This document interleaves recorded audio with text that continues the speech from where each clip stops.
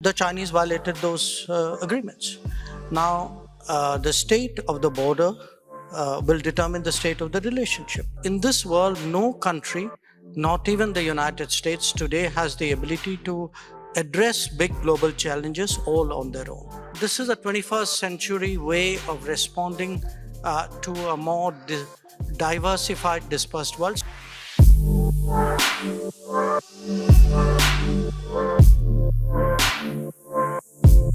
Minister Jaishankar, if it's all right, I'll begin with you.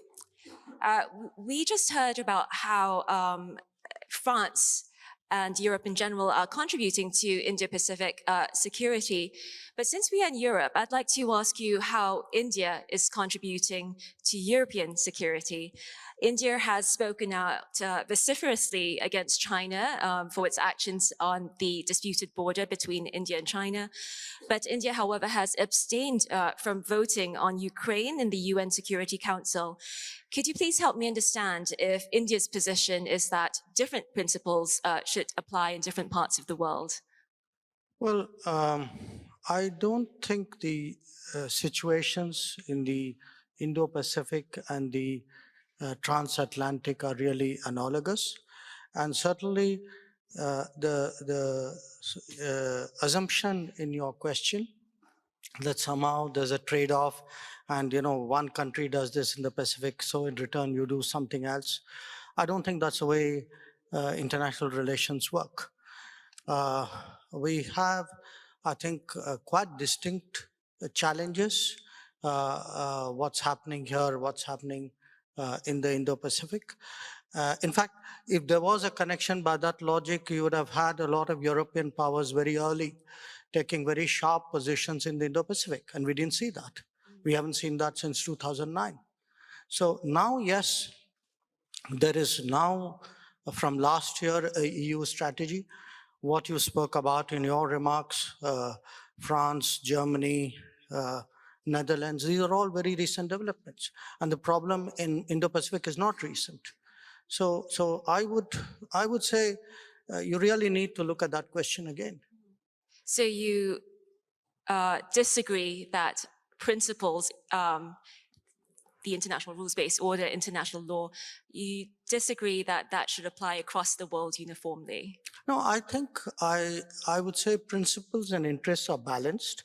And if people were so principled in this part of the world, they would have been practicing the principles in Asia or in Afghanistan before we've actually seen them do.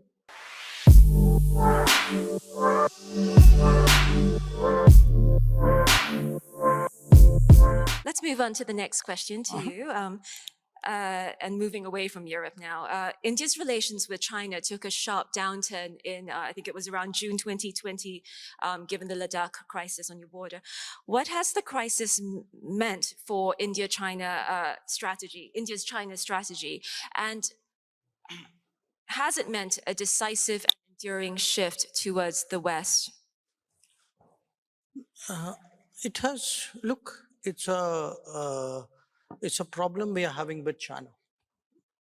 And the problem is this, that for 45 years, there was peace, there was stable border management. There were no military casualties on the border from 1975. That changed because we had agreements with China not to bring military forces to we call it border, but it's line of actual control. And the Chinese violated those agreements.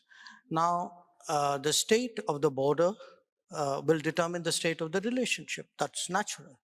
So obviously, relations with China right now are going through a very difficult phase. But I would quite honestly again question your question, that therefore our relations with the West are better. My relations with the West were quite decent before June 2020. So again, I would challenge that correlation that you're making.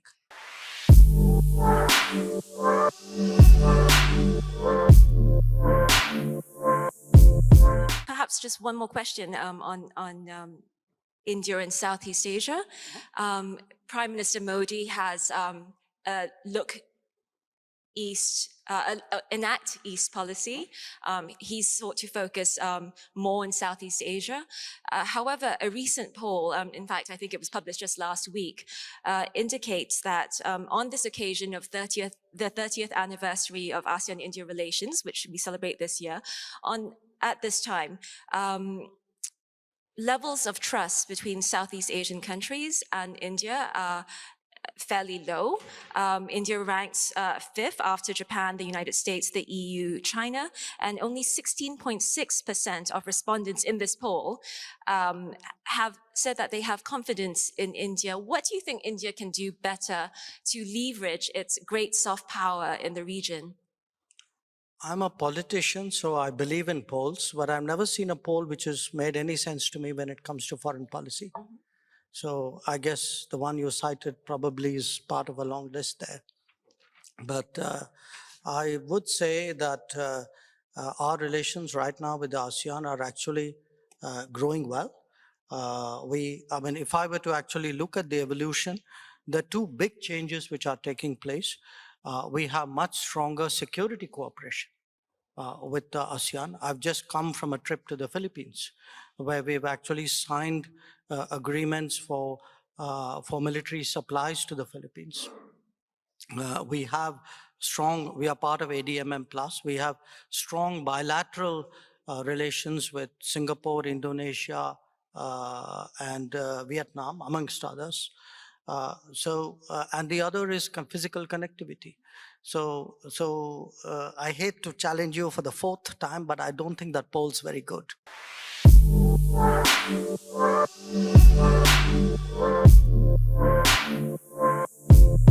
It's good to still be considered as young and be back here in Munich. The first informal meeting of Quad, I think, was in Manila, and it was a decade later that the leaders of Quad actually, again in Manila, came to meet each other. Recently, we had a presidential debate in the Philippines, and it seems even our presidential candidates don't know what is the Quad all about. Can you tell us about Quad? What is it? Is it the Asian NATO? Is it a NATO with Asian characteristic? Is it just an ad hoc body? And to what degree does the evolution of Quad, maybe in the next 10 years, tethered to behavior of China? And by that matter, also calculus of India, because we have 3 treaty allies here. India is not. So I think, to what degree does China and India's calculus play into the trajectory of Quad in the next decade or so? Thank you very much. I assume that's at me, right? Look, you know, the first time the Quad countries came together was actually in 2004 in response to the Boxing Day tsunami. And I had an association with it. I was the country coordinator, in a sense, for India for that response. Then their representatives met in 2007, as you said, in Manila. But the countries were not sufficiently invested in it politically, so they kind of let it fritter away. And then they met again a decade later, in 2017, in September, this time at a higher level of a sort of permanent secretary, vice minister sort of level. 2019, it became ministers, which was when we first met. And 2021, it's become a summit. Now, what is the Quad about? You know, it's in a sense natural, because partly you're sitting in Europe, but also because all of us pull out concepts from pre-existing lexicon to say it's an Asian NATO, because it's a very convenient, if completely misleading term, but still very convenient. And of course, there are interested parties who advance that kind of analogy. I would put it to you as 4 countries who have common interests, common values, a great deal of comfort. Now, obviously, if there are challenges to global norms, global order, to international law, to rules-based order, it makes sense that, you know, anybody who's working for the good will also look at challenges to the good. So I would urge you not to slip into that, I mean, forgive my saying so, that lazy analogy of an ASEAN NATO. It isn't, because there are 3 countries who are treaty allies. We're not a treaty ally. Quad doesn't have a treaty, it doesn't have a structure, it doesn't have a secretariat. It's a kind of this is a 21st century way of responding to a more diversified, dispersed world. Sorry for a long answer, but I thought it's a good explanation.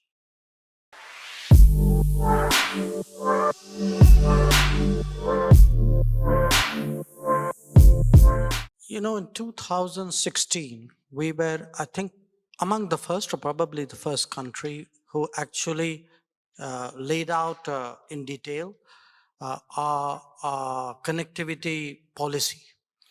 And we did so because we could see there was a building debate about strategic connectivity, how to use connectivity for strategic purposes.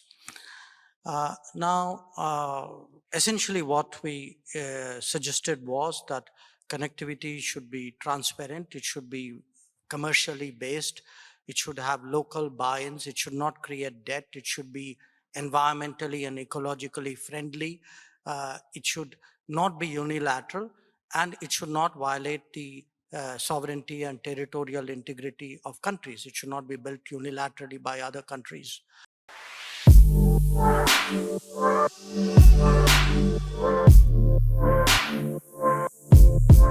There are competitive offers for development projects. Why should countries not take advantage of it? I mean, if I could rephrase it in a way. You know, that look, it's international relations is competitive. Every country will look for opportunities and see what it can do. But while doing so, it's in their own interest to be prudent about what they're getting into, to do the due diligence.